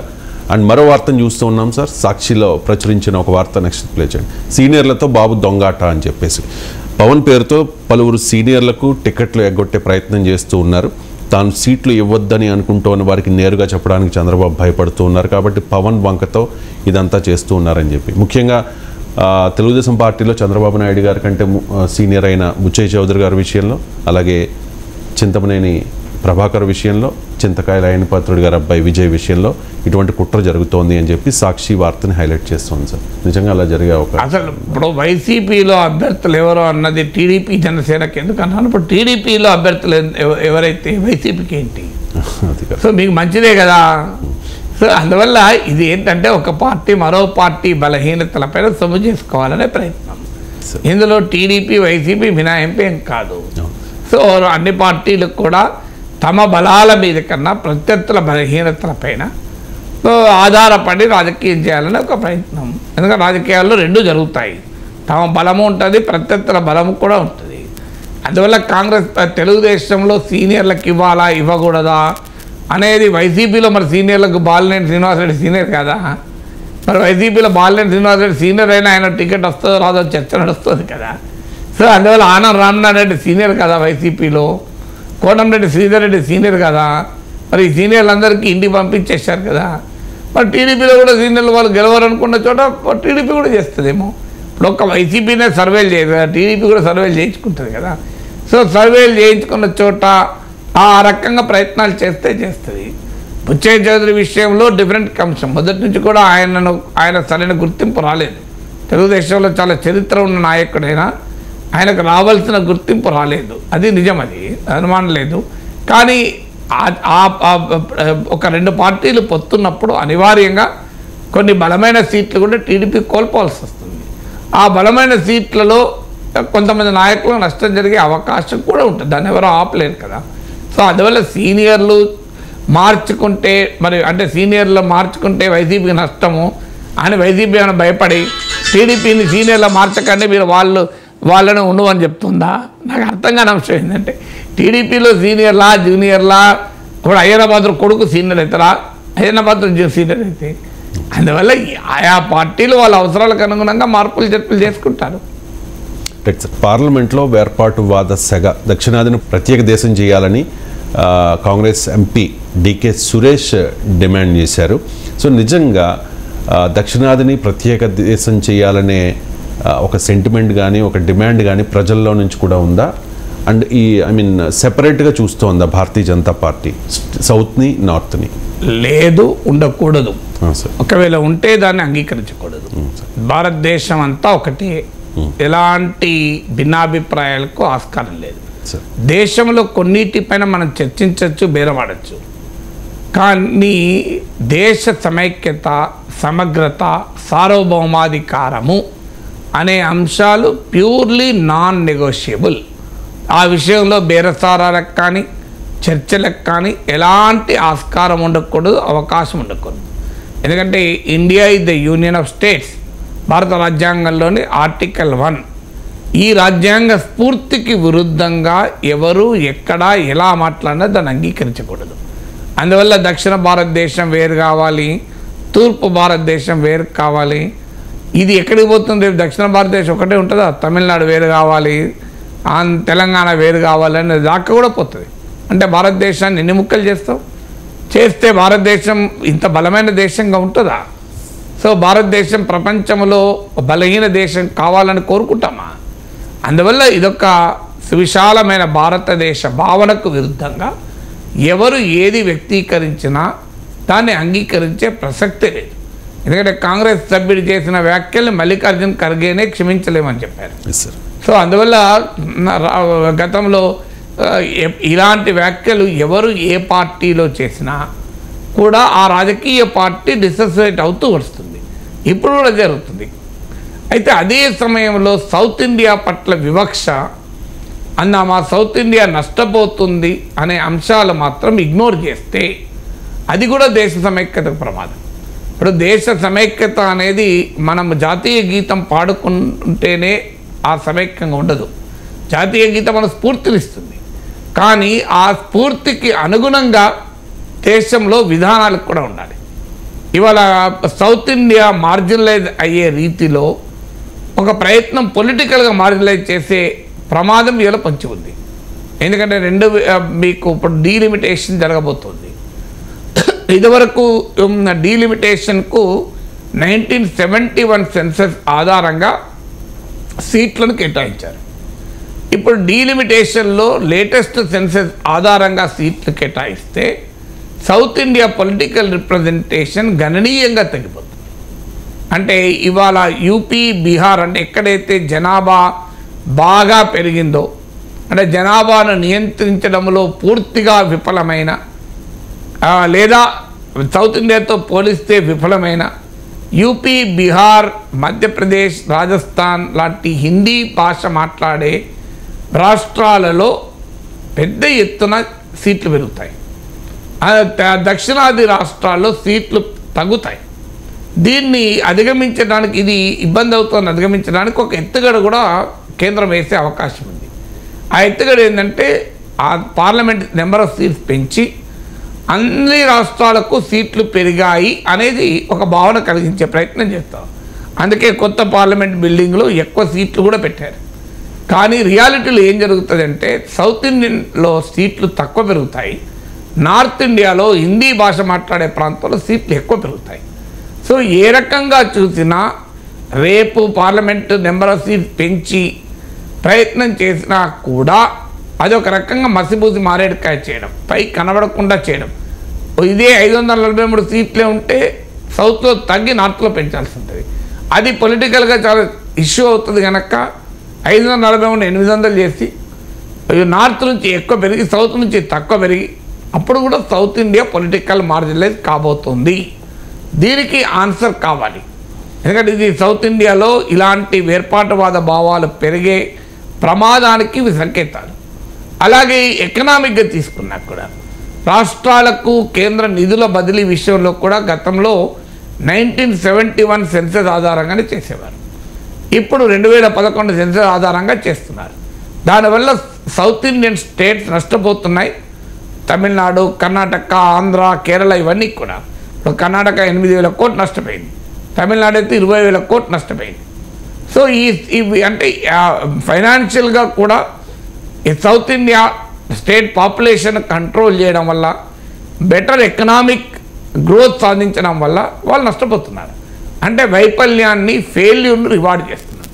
ఇలా సౌత్ ఇండియా దేశానికి కంట్రిబ్యూట్ చేసే నిధులు ఎంత, తీసుకునే నిధులు ఎంత, నార్త్ ఇండియా కంట్రిబ్యూట్ చేసే నిధులు ఎంత, తీసుకునేది ఎంత, హిందీ స్టేట్స్ కంట్రిబ్యూట్ చేసే నిధులెన్ని దేశానికి, హిందీ స్టేట్ తీసుకునే నిధులెన్ని, నాన్ హిందీ స్టేట్స్ కంట్రిబ్యూట్ చేసేంత, తీసుకునేది చూస్తే క్లియర్గా హిందీ భాష మాట్లాడే ప్రాంతం కంట్రిబ్యూట్ చేసేది తక్కువ, తీసుకునేది ఎక్కువ. నాన్ హిందీ ప్రాంతం కంట్రిబ్యూట్ చేసేదేమో ఎక్కువ, తీసుకునేది తక్కువ. దానివల్ల ఈ భావనలు పెరిగే ప్రమాదం ఉంది. ఎందుకు అది కూడా తప్ప? వెనుకబడిన రాష్ట్రాలు హిందీ అయినా, తెలుగైనా, తమిళైనా మన వాళ్ళే, వాళ్ళకి మనం ఆదుకోవాలి. కానీ కన్సిస్టెంట్గా గవర్నెన్స్లో ఫెయిల్ అయినటువంటి ప్రాంతం తిరిగి కేంద్రం నుంచి ఎక్కువ నిధులు పొందడం ఏంటి అని క్వశ్చన్ వస్తుంది. పైగా హిందీని రుద్దే ప్రయత్నం జరుగుతుంది. ఎందుకంటే కేంద్ర హోంమంత్రి హిందీ భారతీయ ఆత్మ అంటూ ఇతర భారతీయ భాషల్ని హిందీతో పోలిస్తే ఇన్ఫీరియర్గా ప్రజెంట్ చేశారు. ఇవాళ పత్రికలో వచ్చే రైల్వే పరీక్షల్లో ఇంగ్లీష్, హిందీలోనే ఉంటాయి ఎగ్జామ్స్ అని. దానివల్ల నష్టపోతున్నది ఎవరు? నాన్ హిందీ స్టేట్స్ కదా. మీరు ఇవాళ ఏది గవర్నమెంట్, సెంట్రల్ గవర్నమెంట్ ఆఫీస్ పోండి, మీరు ఏజీ ఆఫీస్ పోండి, డిఆర్డిఓ పోండి, 10 ఏళ్ల కింద బీహార్ వాళ్ళు, యూపీ హిందీ భాష మాట్లాడడం ఇంతమంది ఉండేవాళ్ళు కాదు. ఇప్పుడు గణనీయంగా పెరిగారు. మరి ఎందుకు పెరుగుతున్నారు అంటే సౌత్ ఇండియా వాళ్ళకి తెలివి లేదా అంటే అక్కడ పరీక్షల నిర్వహణలో లోపమా లేదా హిందీలో రాసుకునేటవరకు వాళ్ళకి అడ్వాంటేజ్ వస్తుందా? అందువల్ల అన్ని భారతీయ భాషల్లో సెంట్రల్ గవర్నమెంట్ ఎగ్జామ్స్ ఎందుకు ఉండకూడదన్న డిమాండ్ అందుకే వస్తుంది. సో అందువల్ల ఈ డిస్క్రిమినేషన్ ఎప్పుడైతే ఉంటే అది దురదృష్టవశాత్తు ఈ రకమైన ధోరణులు పెంచుతుంది. ఆ ధోరణులను మనం ఎట్టి పరిస్థితులు అంగీకరించకూడదు. నేను మొదట్లోనే చెప్పినట్లు దేశ సమైక్యత విషయంలో బార్గెన్కు స్కోప్ లేదు, నెగోషియేషన్కు స్కోప్ లేదు. ఈ సువిశాల భారతదేశం ఉత్తర దక్షిణ తూర్పు పశ్చిమ అనే తేడా లేకుండా ఈ దేశం ఐక్యంగా ఉండాల్సిందే.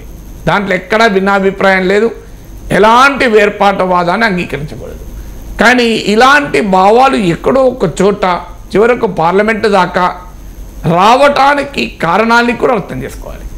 అర్థం చేసుకోకపోతే ఏం జరుగుతుంది అంటే దేశ సమైక్యతను కోరుకునే మనమే ఆ సమైక్యతకు ప్రమాద సంకేతాలు వస్తుంటే దాన్ని మనం ఇగ్నోర్ చేసిన వాళ్ళం అవుతాం.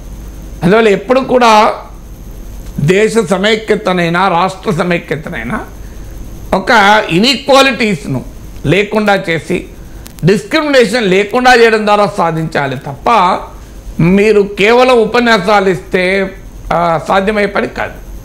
ఉమ్మడి ఆంధ్రప్రదేశ్ విభజన కూడా అదే కారణం. అండ్ చాలా కాలంగా అణచివేయబడ్డ భావాలు ఒక్కసారి రాజకీయ వ్యక్తీకరణ పొందాక రాష్ట్రం రెండు రాష్ట్రాలు అయిపోయింది. అందుకని నేను చాలాసార్లు చెప్పాను, తెలుగు సినిమాల్లో మీకు ఎక్కడ తెలంగాణ ప్రాంత పండుగలు కానీ తెలంగాణ ప్రాంతంలో ఉన్న నగరాలు కానీ మీకు ఎక్కడ కనిపించేవి కావు. మీరు ఉస్మానియా యూనివర్సిటీలో నేను అడుగుతున్నామని ఎంతమంది తెలుగు సినిమా హీరోలు ఉస్మానియాలో చదివారు? ఎంతమంది సినిమా హీరోయిన్లు ఉస్మానియా యూనివర్సిటీలో చదివారు చెప్పండి? సినిమాల్లోనే అనేది. ఎంతమంది సినిమా హీరోలు తెలంగాణ రైల్వే స్టేషన్లో దిగారు? మీరు ఎంత తెలంగాణ పండుగ బతుకమ్మ పండుగ ఎన్ని సినిమాలు చూపెట్టారు? ఇప్పుడు రాష్ట్రం విడిపోయాక నీకు తెలంగాణ ఎక్కువ వినబడుతుంది. ఉమ్మడి రాష్ట్రంలో విడుదలైన తెలుగు సినిమాల్లో ఎన్ని సినిమాలో బతుకమ్మ పండుగ చూపెట్టారు నాకు చెప్పండి. తెలంగాణకు బతుకమ్మ పండుగ ఒక ప్రధానమైన పండుగ, కానీ ఏ తెలుగు సినిమాలు చూపెట్టేవారు కాదు. సో ఇవన్నీ కూడా ఒక రకంగా గూడు కట్టుకొని మా సంస్కృతిని అణచివేస్తున్నారు, మా ప్రాంతాన్ని వివక్ష చూపుతున్నారు అనే భావన తెలంగాణలో పెరిగి తెలంగాణ వాదం బలపడి రాష్ట్రం రెండుగైంది. అయితే మన రాజ్యాంగం ప్రకారం రాష్ట్రాలను విడగొట్టుకోవచ్చు. India is an indestructible union of destructible states అని సుప్రీంకోర్టు తీర్పు ఉంది. It is an indestructible union of destructible states. రాష్ట్రాలనైతే మనము ప్రజల భావోద్వేగాలు మనోభావాల ఆధారంగా మార్చుకునే అవకాశం ఉంటుంది, కానీ దేశం ఇండిస్ట్రక్టబుల్. దేశాన్ని ముక్కలు చేసే ఏ రాజకీయవాదాన్ని అంగీకరించకూడదు. అందువల్ల ఎక్కడైనా ఏ ప్రాంతానికైనా అన్యాయం జరిగితే అది సౌతే కాదు, అది ఈస్ట్ కావచ్చు, లేదు ఈవెన్ నార్త్లో కూడా కొన్ని ప్రాంతాలు కావచ్చు, వాటికి న్యాయం చేయాల్సిందే. ఇలాంటి భావాలు పెరగకుండా జాగ్రత్త పడాల్సిందే. అది ఎకనామిక్గా కానీ కల్చరల్గా కానీ ఫైనాన్షియల్గా కానీ పొలిటికల్గా కానీ ఆ రకమైన భావాలు పెరగకుండా అధికారంలో కేంద్రంలో అధికారం ఉన్నవారు జాగ్రత్తలు తీసుకోవాల్సిన అవసరాన్ని ఈ ఎపిసోడ్ గుర్తు చేస్తుంది. Right sir. ఇక కాంగ్రెస్ జాతీయ స్థాయిలో కాంగ్రెస్ పని అయిపోయింది అని చెప్పి ఇన్నాళ్ళు ఎన్డీఏ కూటమిలోని పార్టీలు విమర్శలు చేశాయి. భారతీయ జనతా పార్టీ నాయకులు కూడా చాలా అగ్రెసివ్గా ఈ తరహా కామెంట్స్ చేశారు. కానీ మమతా బెనర్జీ చేసిన ఒక కామెంట్ సార్, కాంగ్రెస్ పని అయిపోయింది, ఆ పార్టీకి 40 సీట్లు కూడా రావు, గతంలో గెలిచిన స్థానాల్లో కూడా కాంగ్రెస్ గెలవదు అని చెప్పి. నిజంగా పదే ఇండియా కూటమిలో ఎందుకు చేరింది మమతా బెనర్జీ? మల్లికార్జున్ ఖర్గేని ప్రధానమంత్రి చేయాలని ప్రతిపాదించింది ఎవరు? మల్లికార్జున్ ఖర్గేని ప్రధానమంత్రి చేయాలని మమతా బెనర్జీ కదా ప్రతిపాదించింది. అంటే మరి కాంగ్రెస్కు 40 సీట్లు రాకపోతే ప్రధానమంత్రి పదవి ఎట్లా అవుతుంది? మనసు మార్చుకున్నారేమో సార్. మనసు మార్చుకోవడం కాదు, బెంగాల్లో సీట్ల సర్దుబాటు కుదరకపోవడం వల్ల వస్తున్న వ్యాఖ్యలు ఇవి. బెంగాల్లో రాహుల్ గాంధీ భారత్ జోడో యాత్ర జరుగుతున్నది కనుక కాంగ్రెస్ తమతో లేదు కనుక ఆ భారత్ జోడో న్యాయ యాత్ర వల్ల బెంగాల్లో కాంగ్రెస్ పెరిగితే తనకు నష్టం కనుక అంటున్న మాటలు. మనసులు మార్చుకోవడం ఏముండదు. ఇక్కడ వేషగాళ్ళు ఊళ్ళు పట్టుకుని తిరుగుతున్నారు, రాహుల్ ఒక వలస పక్షి అని కూడా కామెంట్ అదే అంటున్నప్పుడు. ఎందుకంటే రాహుల్ గాంధీ బెంగాల్లో ఎంటర్ అయ్యారు. అంతకుముందు చర్చ ఏంటి? సీట్లు కుదిరితే ఆ బెంగాల్ భారత్ జోడో యాత్రలో మమతా బెనర్జీ కూడా పాల్గొనేది. సో సో అందువల్ల ఈ వలస పక్షులతోనే కదా బెంగళూరులో, ముంబైలో, పాట్నాలో మమతా సమావేశమైంది. మరి అప్పుడు ఎందుకు సమావేశం కాలేదు, ఎందుకైంది? అందువల్ల మమతా బెనర్జీ మొదటి నుంచి కూడా భారతదేశంలో ఈ సోకాల్ ప్రాంతీయ పార్టీలన్నీ కూడా ఎంత మేరకు బీజేపీకి వ్యతిరేకంగా నిలబడతాయన్నది ప్రశ్నార్థకమే. ఇది మనం తెలుగుదేశం విషయంలో చూసాం. అన్ని ఎక్సెప్ట్ ఆర్జేడీ దేశంలో ఉన్న ప్రాంతీయ పార్టీలన్నీ తమ తమ రాజకీయ అవసరాలకు అనుగుణంగా బీజేపీకి వ్యతిరేకంగానో అనుకూలంగానో, కాంగ్రెస్కి వ్యతిరేకంగానో అనుకూలంగానో మారుతూనే వచ్చాయి. ఇందులో మా తృణమూల్ కాంగ్రెస్కు ఉదాహరణ మీరు ఆమె వాజ్పేయి ప్రభుత్వంలో మంత్రి కదా. సో అందువల్ల అయితే ఇప్పుడు మమతా బెనర్జీ ఏంటంటే కాంగ్రెస్ పార్టీకి 2 సీట్లు ఇస్తే తనతో పని ఉండాలని కోరుకున్నది. కానీ కాంగ్రెస్ ఆ 2 సీట్లకు అంగీకరించలేదు. సిపిఎంతో కలిసి కాంగ్రెస్ పనిచేయాలని నిర్ణయించుకుంది. రాహుల్ గాంధీ భారత్ జోడో యాత్ర సందర్భంగా సిపిఎం నాయకులు కూడా అందులో పాల్గొన్నారు. సహజంగానే మమతా బెనర్జీ ఈ రకమైన అలైన్మెంట్ అంగీకరించదు. అందువల్ల ఇప్పుడు ఆ కోపం బీజేపీ మీద కాకుండా కాంగ్రెస్ సిపిఎంల మీద పడ్డది. మమతా బెనర్జీ ఎవరిపైన పోరాడుతుందో దీన్ని బట్టి అర్థమవుతుంది కదా. సో రాహుల్ గాంధీ పైన, కాంగ్రెస్ పైన విమర్శ చేసి బీజేపీని నేను ఓడిస్తాను అని మమత అంటే ఎవరు నమ్మాలి? నీకు శత్రువు ఎవరో గుర్తించకుండా మాట్లాడితే ఎవరు నమ్మాలి? అందువల్ల ఒక రకంగా మమతా బెనర్జీ తన నిజస్వరూపాన్ని బయట పెట్టుకుంటుంది. Right sir, final topic sir. Tamil cine hero Vijay political entry ఇచ్చారు. తమిళగా వెట్రి కజగం అనే పేరుతో కొత్త పార్టీ పెట్టారు సార్. గతంలో మక్కల్ నీది మయం అని చెప్పి కమల్ హాసన్ పెట్టారు. విజయకాంత్ దేశీయ ముర్పోకు ద్రావిడ కజగం డిఎండికే పెట్టారు. రజనీకాంత్ రాజకీయాల్లోకి రావడానికి ఆలోచించి చివరికి వెనకడుగు వేసిన పరిస్థితి. సో విజయ్ పొలిటికల్ ప్రస్థానం ఏ రకంగా ఉంటుంది? తమిళనాడు రాజకీయాలపై ఈ పార్టీ 2026లో అసలు ఎన్నికల్లో 26 అసెంబ్లీ ఎన్నికల దాకా పోటీ చేయడం చెప్పాడు. 2024 లోక్సభ ఎన్నికల్లో పోటీ చేయడం లేదు. ఏ పార్టీకి మద్దతు ఇవ్వడం లేదు. తమిళనాడులో ఏంటంటే ఏడీఎంకే, డిఎంకే ఈ 2 పార్టీల మధ్య ఆ రాష్ట్ర రాజకీయం పొల్లదైంది. 2 జాతీయ పార్టీలైన కాంగ్రెస్, బీజేపీ బలహీనం. ఈ 2 జాతీయ పార్టీలకు కూడా ఏదో ఒక ద్రవిడియన్ పార్టీ వెనకాల చేరడం. ఇది గతంలో బీజేపీ డిఎంకే ఉండే, కాంగ్రెస్ డిఎంకే ఉంది, బీజేపీ ఏడీఎంకే ఉంది. సో అందువల్ల ఏడీఎంకే, డిఎంకే మధ్య పోలరైజ్ అయితే ఆ నేషనల్ పార్టీస్ బీజేపీ అయినా కాంగ్రెస్ అయినా ఏదో ఒక ప్రాంతీయ పార్టీతో కలిసి పనిచేస్తుండే. సో ఈ పోలరైజేషన్ను బ్రేక్ చేస్తానికి ప్రయత్నాలు జరుగుతూ వచ్చాయి. డిఎండికే రూపంలో విజయకాంత్తో ప్రయత్నం చేశాడు. రజనీకాంత్ ఎంటర్ అవుదామని చూశారు. ఇప్పుడు విజయ్ ఎంటర్ అవుదామని చూస్తున్నారు. మరీ ముఖ్యంగా జయలలిత మరణానంతరం ఏడీఎంకే ఒక కరిస్మాటిక్ లీడర్షిప్ లేకుండా పోయింది. అసలు పళనిస్వామి ఈ స్థాయికి కూడా ఏడీఎంకే నిలబెడతారని కూడా ఎవరు ఊహించలేదు. అందులో ఓపీఎస్, ఈపీఎస్ల మధ్య చీలికొచ్చింది. శశికళకు ఓపీఎస్, ఈపీఎస్ల మధ్య చీలికొచ్చింది. సో ఏడీఎంకేలో కంపారిటివ్లీ ఈ జయలలిత మరణము, ఏడీఎంకే సంక్షోభము, ఏడీఎంకే అధికారంలో ఉండగా రావడం వల్ల పళనిస్వామి కన్సాలిడేట్ కాగలిగాడు. బట్ ఇప్పటికీ కూడా పళనిస్వామి కెరిస్మాటిక్ లీడర్ కాదు.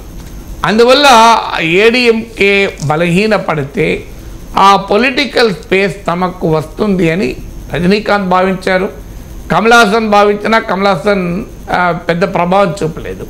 ఇప్పుడు రజనీకాంత్ తర్వాత అంతటి జనాదరణ కలిగిన నటుడు విజయ్. సో అందువల్ల విజయ్ యొక్క ప్రయత్నం చేస్తున్నారు. సో అల్టిమేట్గా తమ సినీ గ్లామర్ను పెట్టుబడిగా, రాజకీయ పెట్టుబడిగా ఓ ప్రయత్నం. కానీ మనం కోరుకోవాల్సిందంటే ఇష్యూస్ పైన క్లారిటీ ఉండాలి. ఇప్పుడు కమల్ హాసన్కు సీట్లు లేకపోవచ్చు, ఓట్లు లేకపోవచ్చు, కానీ ఆయనకు దేశంలోనూ రాష్ట్రంలోనూ జరుగుతున్న ఇష్యూస్ పైన క్లారిటీ ఉంది. సో విజయ్ కూడా ఆ క్లారిటీ ప్రదర్శించినప్పుడు మనం మాట్లాడచ్చు. వాస్తవంగా రజనీకాంత్లో లేని క్లారిటీ కూడా కమల్ హాసన్లో ఉండే. రజనీకాంత్లో ఆ గందరగోళం ఉండే. పార్టీ పెట్టాలన్న గందరగోళమా, ఆయన ఏం చేయాలన్న దాంట్లో కూడా గందరగోళం ఉండే. కానీ కంపారిటివ్లీ కమల్ హాసన్కు క్లారిటీతో రాజకీయ స్పేస్లోకి ఎంటర్ అయ్యాడు. సో విజయ్ కూడా ఒక పొలిటికల్ క్లారిటీతో రాజకీయ స్పేస్లోకి ఎంటర్ అయితే అప్పుడు ఆయనకి ఏమైనా ఉపయోగం ఉండే అవకాశం ఉంటుంది. కేవలం సినీ గ్లామర్తోనే రాజకీయం చేయాలి అనుకుంటే సినీ క్లారిటీ ఉండి గ్లామర్ లేకపోయినా పనిచేయదు. ఇప్పుడు కమల్ హాసన్ క్లారిటీ ఉంది, కానీ ఏం లాభం? సీట్లు రావడం లేదు కదా. అందువల్ల సినిమా గ్లామరు ఇనీషియల్గా ఉపయోగపడుతుంది. అల్టిమేట్గా పార్టీని ఎలా నడుపుతారు, సస్టైన్డ్గా ప్రజల ఇంట్రెస్ట్ల పక్కకు ఎలా నిలబడతాడు, ఒక లాంగ్ టర్మ్ పొలిటికల్ కెరీర్ ఎలా బిల్డ్ చేసుకుంటారు అన్నదానిపై right sir, thank you so much sir.